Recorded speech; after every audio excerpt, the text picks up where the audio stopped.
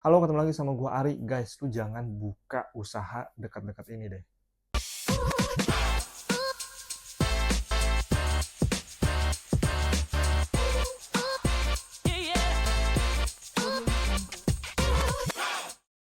Halo guys, jadi gua pengen cerita beberapa minggu yang lalu gua ketemu dengan calon partner bisnis gue yang baru gitu kan. Kita udah sempat ngobrol, salah satu topiknya adalah terkait dengan kapan mau starter bisnisnya.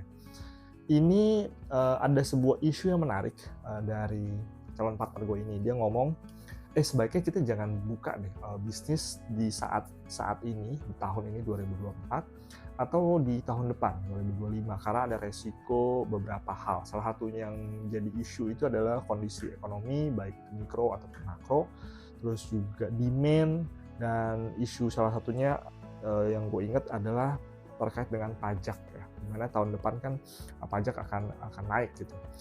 Ini beberapa isu yang di highlight dari pembahasan kemarin terkait dengan jangan buka usaha deh sekarang ini karena ada risiko-risiko dan hal-hal tersebut yang jadi pertimbangan.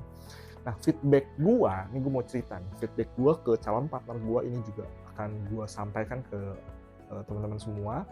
Dan kalau lu sedang mempertimbangkan untuk running bisnis di saat-saat ini mungkin ada sebuah perspektif, sebuah pandangan yang lu bisa tahu. Feedback gua adalah kayak gini ke calon partner gua. Di dalam bisnis atau dalam ekonomi itu kan ada namanya gelombang ekonomi, ada wave gitu kan. Itu dikatakan based on teori ada yang bilang 8 tahun, 9 tahun, ada yang bilang juga 10 tahun gitu kan. Nah, ini kan gelombang ekonomi ini akan ada up and down gitu. Di dalam gelombang ekonomi ada posisi bisnis yang up dan posisi bisnis yang lagi down gitu. Nah, ketika kita mau running bisnis, berarti kan ada resiko tersebut up and down gitu. Nah, kalau kita mau bangun bisnis kan pemikirannya kita, ini bisnis akan panjang dong, lama dong. Enggak sebentar habis itu bye dong. Nah, kalau misalkan kita masuk bisnis, kemudian tahun depan akan ada, sebutlah resesi, resiko, whatever itu. Nah, ketika kita masuk ada kondisi kayak gitu, kan karena kita tarik panjang, kita mau bisnisnya panjang. Nah, kalaupun tidak ada nih tahun depan, suatu saat gelombang ekonomi kan akan datang. Kita juga akan menghadapi kondisi itu dong. Ya, gelombang ekonomi itu akan kriset juga, karena kita menghadapi tantangan juga dong ketika gelombang ekonomi itu menghantam gitu. Jadi cepat atau lambat pasti menghadapi. Kenapa kita takut gitu?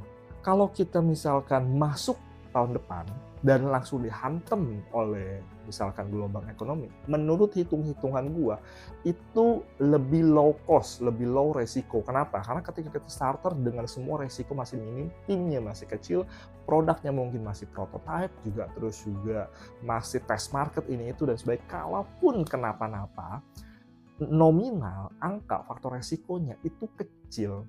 Kalau misalnya kita gede, udah jalannya 10 tahun, kehantem sama gelombang ekonomi, gede nih, ya kan. Terus, dan kenapa-kenapa, itu kan faktor resiko yang lebih besar, karena udah jalan sekitar 10 tahun, tim udah gede, produk udah gede, customer udah gede, brand udah gede. Kalau kenapa-kenapa, impact-nya kan kemana-mana, lebih besar dibanding begitu starter langsung kena hantem. Dan kalau ketika begitu starter kena hantem, itu kan justru bagus melatih kita kan. Kalau kita berhasil melewati wave tersebut, kan kita punya skill set, kemampuan, keahlian, udah tahan uji. Jadi ketika menghadapi hal-hal berikutnya, kita akan lebih terbiasa dan sudah capable untuk menghadapi semuanya.